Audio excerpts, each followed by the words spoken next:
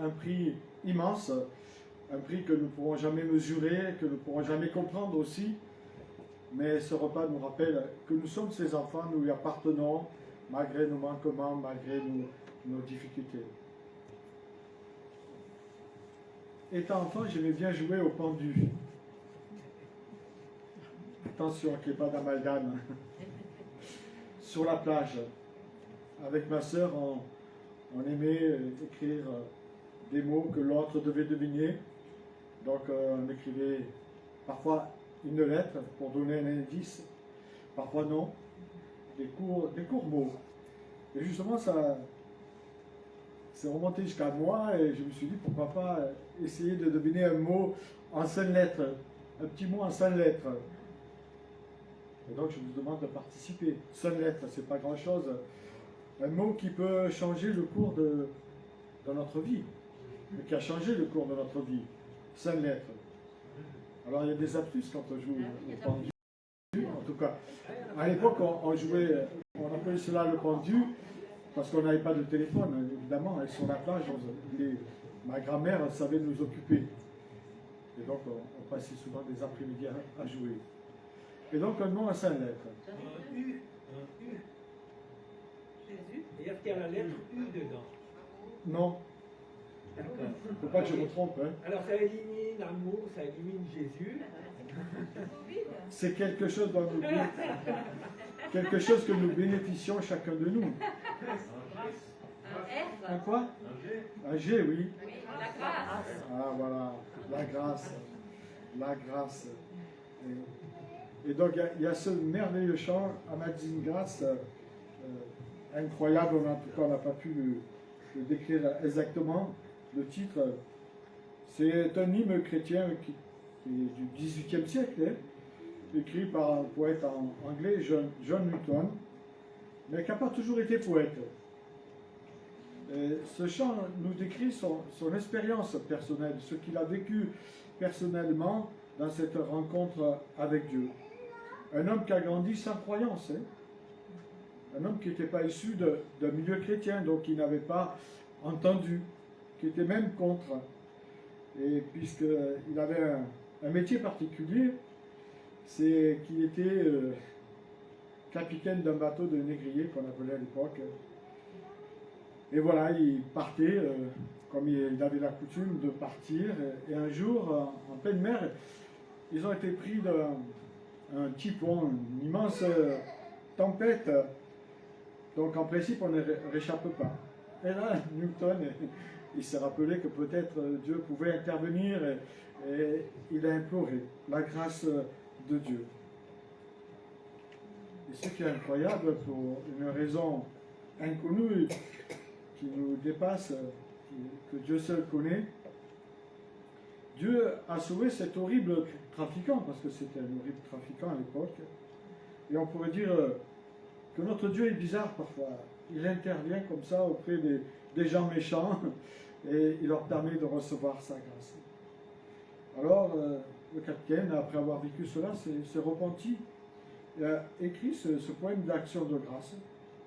Ce fut ce moment exact dans sa vie spirituelle qui lui permit de changer totalement de direction.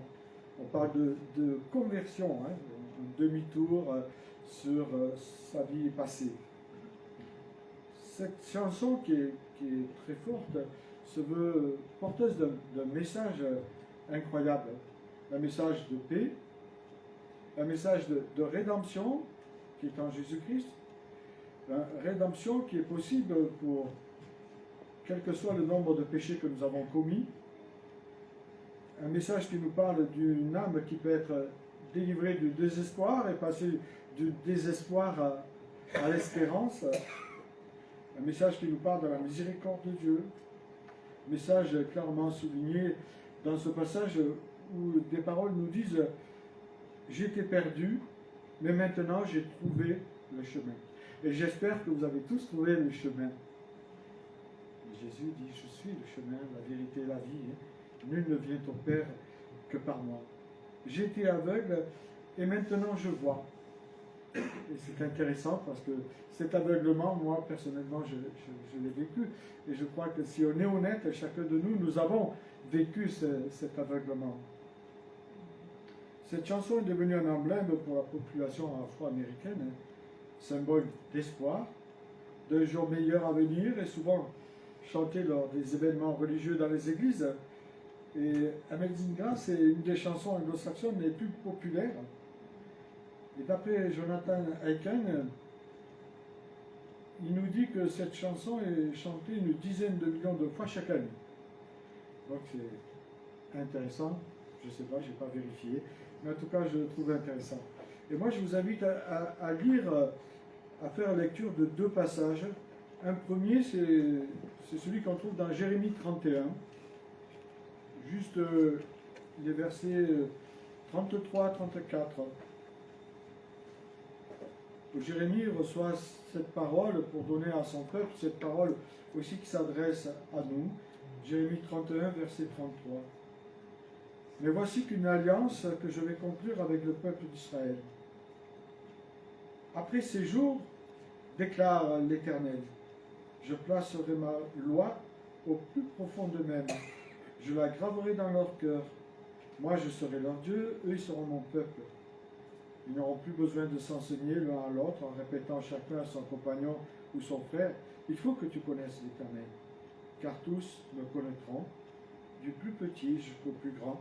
L'Éternel le déclare, car je pardonnerai leurs fautes, je ne tiendrai plus compte de leurs péchés. Un autre texte qui se trouve dans la deuxième lettre aux Corinthiens, au chapitre 12, je lirai volontairement à partir du verset 5 à 9. C'est l'apôtre Paul qui décrit cette expérience personnelle qu'il a eue avec le Seigneur. Et c'est intéressant, il dit qu'il se présente anonymement, en tout cas on pense que c'est lui, et il ne dit pas ce qu'il a vu. Cette vie après la vie, il ne la décrit pas. Il dit que ce n'est pas perdu. Au verset 5, il dit, au sujet d'un tel homme, je ne me vanterai, mais au sujet de moi-même, je me vanterai que de mes faiblesses.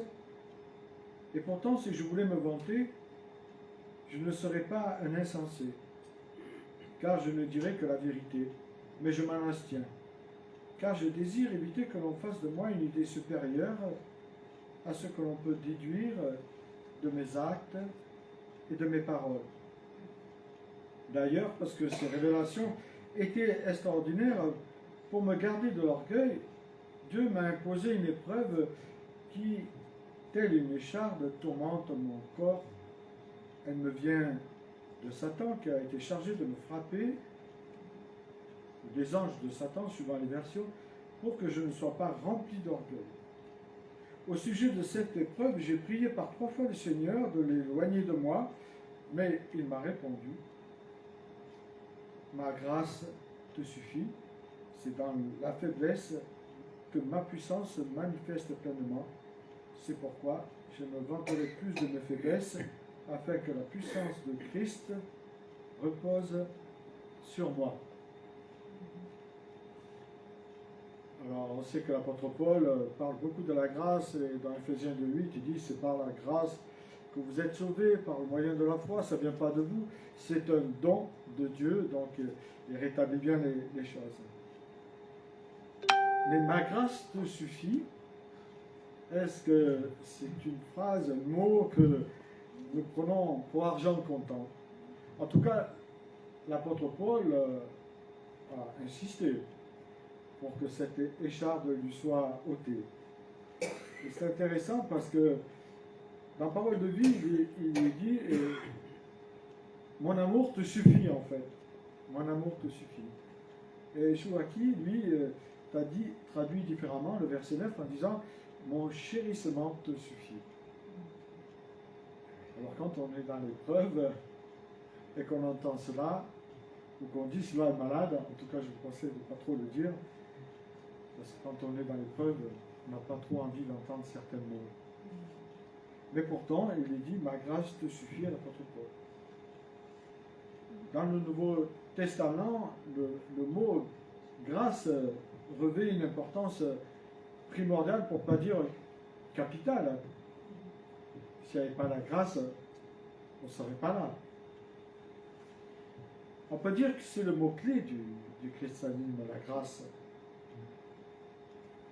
Car en fait, il résume à lui seul tout l'enseignement néo-testamentaire, c'est-à-dire du Nouveau Testament. En effet, quand on lit le Nouveau Testament, on voit que, par exemple, l'apôtre Pierre parlera que Dieu est l'auteur de toute grâce. Dans 1 Pierre 5,10, il est question que Dieu est l'auteur de la grâce. Donc ça signifie c'est lui qui donne. Hein. Ce n'est pas nous qui demandons ou qui recevons comme ça. Non, Dieu donne. La parole nous dit aussi que l'Esprit Saint est l'Esprit de la grâce. Et cela, c'est l'auteur de l'Épître aux Hébreux, chapitre 10, verset 29, qui dit cela. Le Saint-Esprit nous transmet la grâce de la part de Dieu.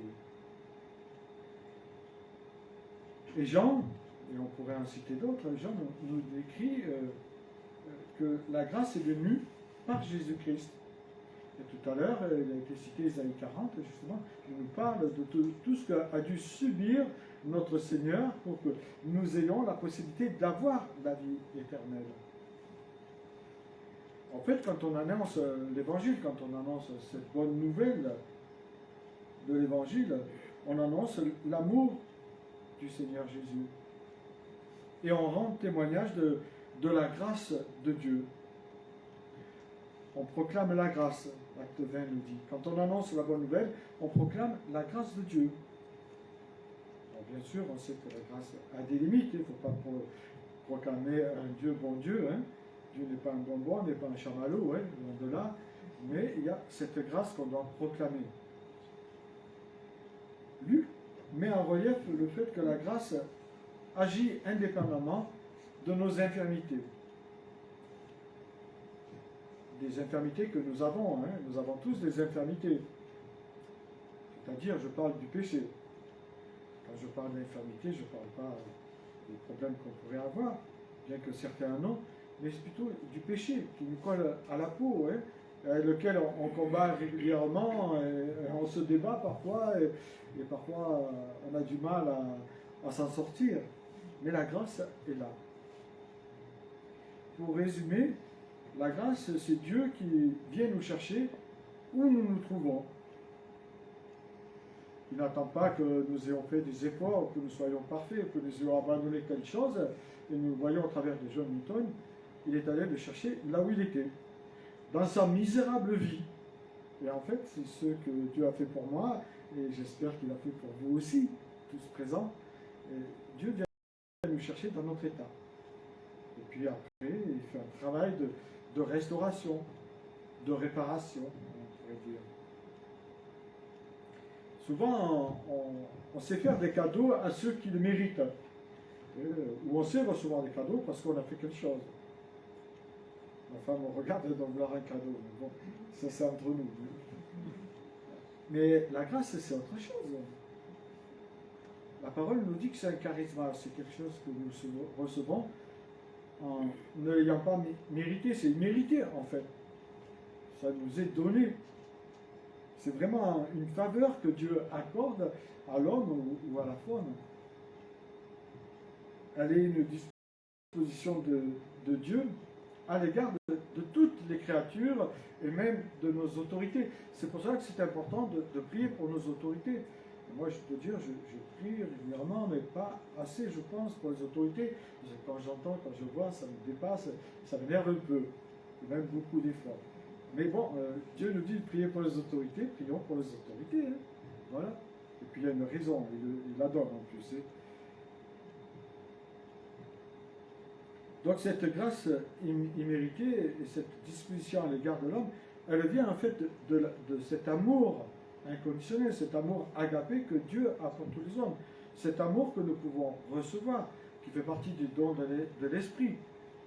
Dieu nous parle d'un amour incroyable qui nous permet d'aimer ceux qui ne sont pas aimables à notre goût. Elle rend possible notre justification, la grâce. Elle nous offre une bénédiction qu'on ne méritait pas. C'est-à-dire, elle nous offre le privilège que Dieu puisse dire de bonnes choses de nous, puisqu'il nous voit au travers de son Fils. On pourrait dire que Dieu aime ceux qui ne sont pas aimables et va même jusqu'à faire alliance avec eux, parce qu'on n'était pas aimable au départ. En tout cas, je le crois pour moi. Dieu exhorte tous les hommes, nous dit Romains 5, 17, à recevoir la grâce. Il voudrait que ce cadeau soit donné à tous les hommes, et justement dans Timothée 2,4, il veut que tous les hommes soient sauvés, c'est-à-dire il veut leur offrir ce cadeau. Il vient à eux, il leur présente ce cadeau, mais ce cadeau, voilà, faut-il encore le recevoir, le désirer, prendre conscience. Il voudrait sauver les hommes de l'enfer, de la perdition, parce que la Bible aussi nous parle de la perdition, d'une séparation éternelle avec Dieu si nous n'avons pas fait ce pas de recevoir la grâce qu'il nous a donnée. Blaise Pascal dit que pour faire d'un homme saint, la grâce est absolument nécessaire et quiconque en douterait ne sait pas ce qu'est un saint ou ce qu'est un homme. Il dit en fait, sans la grâce, vous ne pouvez pas vivre cette vie de sainteté à laquelle Dieu nous appelle. Ça ne veut pas dire qu'on est parfait, on aspire à la perfection, mais Dieu nous voit au travers de son Fils, il nous voit au travers de la croix, et c'est pour cela qu'il dit que nous sommes tous saints. Il n'attend pas qu'on soit canonisés. Les chrétiens sont des saints. Mais des saints au travers de la croix de Golgotha. Il ne faut pas se tromper. Parce que je ne suis pas quelqu'un de saint pour moi. La grâce, on sait qu'elle vient en opposition avec tout ce qui est légalisme. Il faut, on doit des efforts qu'on s'inculque pour arriver. En fait, la grâce, c'est une question de relation. De relation, mais amoureuse entre Dieu et nous. Il faut qu'on ressente l'amour de Dieu et qu'on lui redonne cet amour qu'on a ressenti. C'est une question d'amour. Paul, dans l'épître aux Galates, témoigne avec puissance en expliquant à l'église de Galatie que la grâce, c'est recevoir la bénédiction que nous ne méritons pas. C'est ce charisme qu'on appelle. Une histoire d'amour.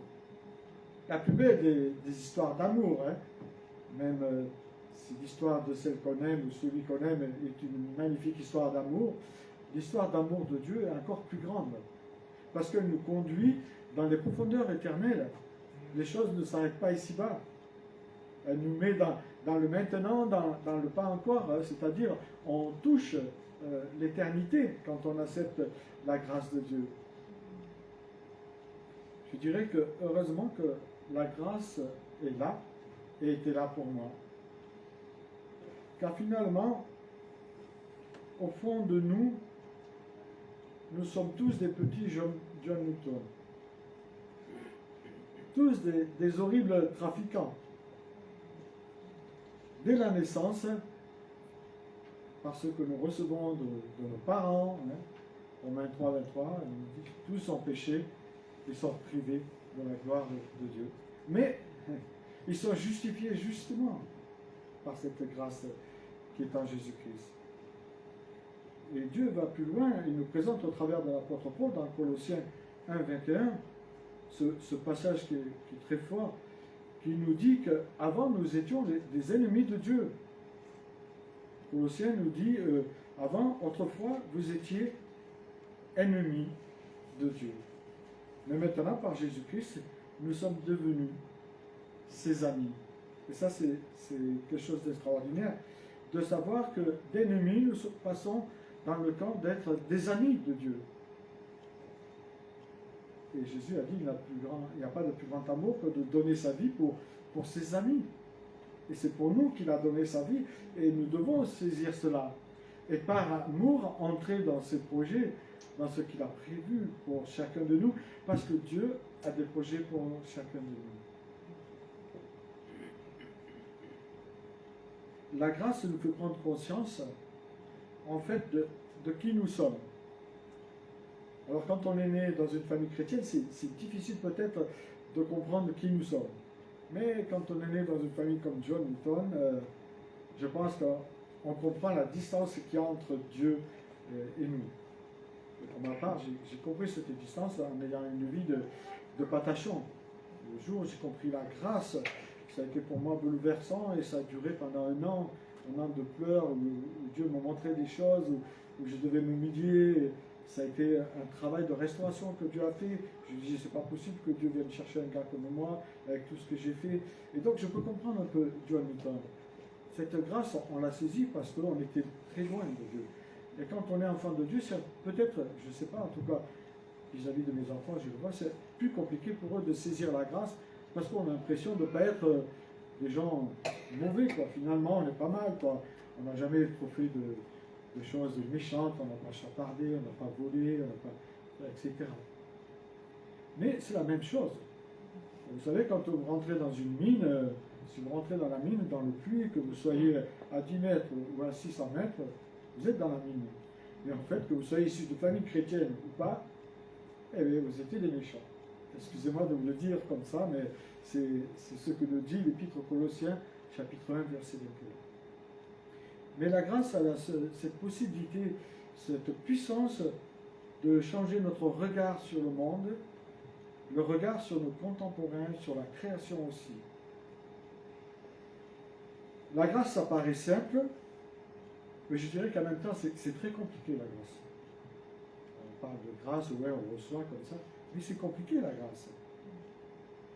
Parce que souvent, on veut gérer, alors plus ou moins, il y en a qui aiment gérer plus que d'autres, hein. Mais là, la grâce nous invite à laisser Dieu aux commandes.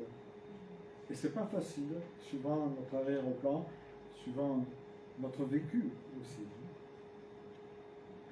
La grâce est quelque chose qui nous donne une paix merveilleuse. Ça nous fait prendre qui nous sommes, elle nous fait prendre conscience aussi de qui est Dieu et ce qu'il a accompli pour nous. La grâce nous dit, c'est là où je dis que c'est compliqué, comme dit l'apôtre Paul, c'est plus moi qui vis, c'est Dieu qui vit à moi. Et c'est une vérité que nous dit Paul, mais une vérité qui est loin de nous, pour ma part. Hein. Parce que en fait, c'est laisser toute la place à Dieu dans notre vie, lui donner la première place. La grâce nous montre qu'il faut beaucoup d'humilité pour la recevoir, en fait. Et l'orgueil est un des obstacles à recevoir la grâce. Parce que justement, il va falloir que la grâce croisse en nous et que nous diminuons, comme dit Jean le Baptiste, à Jésus. Il faut qu'il croisse et que je diminue. Mais la grâce, c'est le fondement de notre foi. C'est pour cette raison qu'on retrouve ce mot plus de 120 fois dans le Nouveau Testament.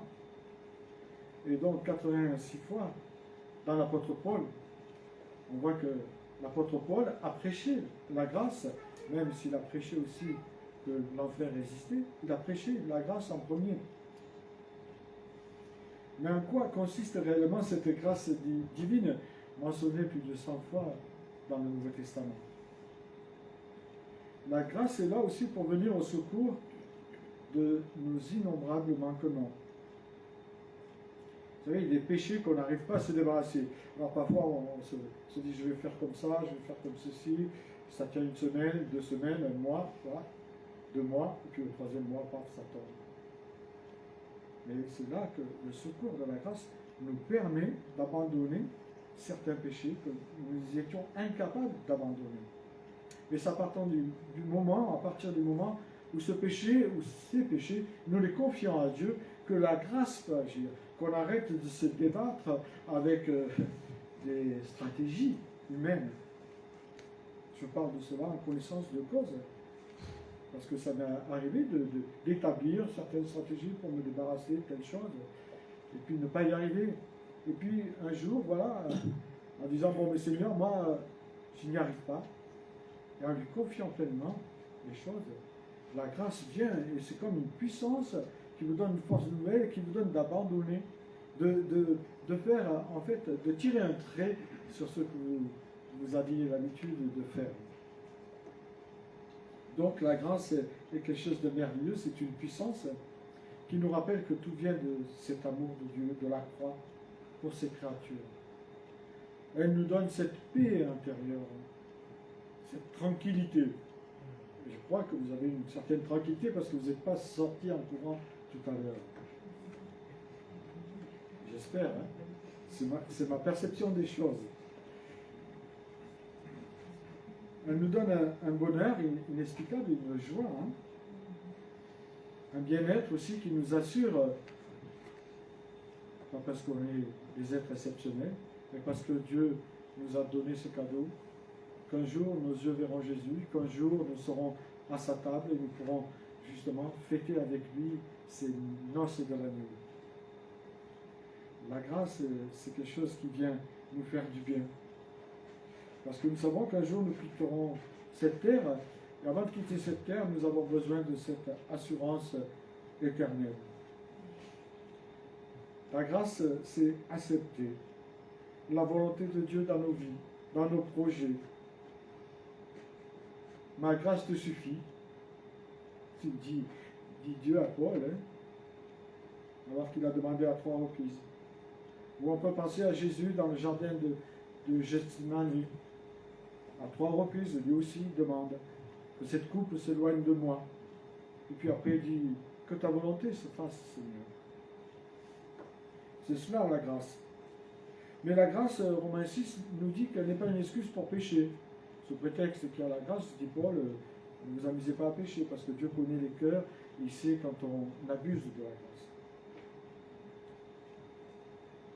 Mais ce que je voudrais qu'on retienne, c'est qu'il ne faut pas oublier que la grâce nous invite à notre tour à faire grâce. Et là, ça se complique. Faire grâce à ceux qui nous ont fait du mal. Faire grâce à nos autorités. Faire grâce à ceux qui ont peut-être abusé de nous, en parole, en acte.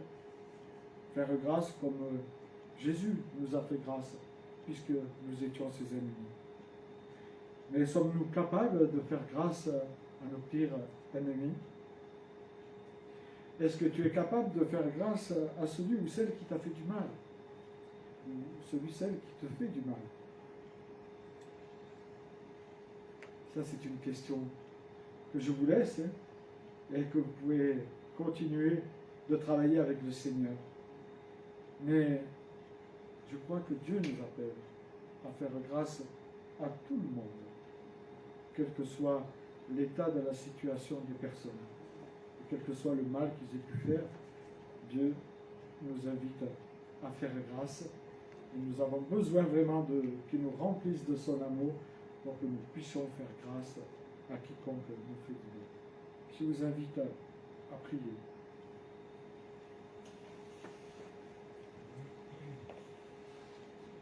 Seigneur Père éternel, merci. Merci pour cette grâce qui est venue à la personne de Jésus-Christ et que nous avons célébrée. Merci de nous rappeler que c'est toi qui nous cherchais. Souvent nous pensons que nous te cherchons, mais le premier qui cherchait, c'est toi. Le premier qui nous a tendu la main, c'est toi. C'est pas nous, Seigneur, qui t'avons tendu la main, mais c'est toi qui l'as tendu. Et merci pour nous avoir permis de la saisir à un moment donné de notre vie.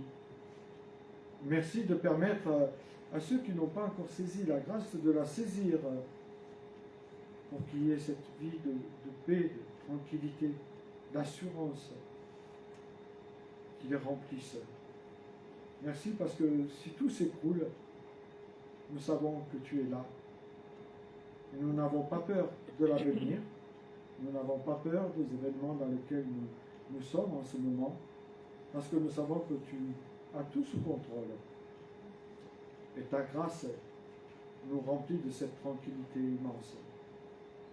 Seigneur, donne-nous aussi cette force, ce vouloir et ce faire pour gracier l'ingraciable dans nos vies, l'ingraciable méchant qui aurait pu atteindre à notre vie.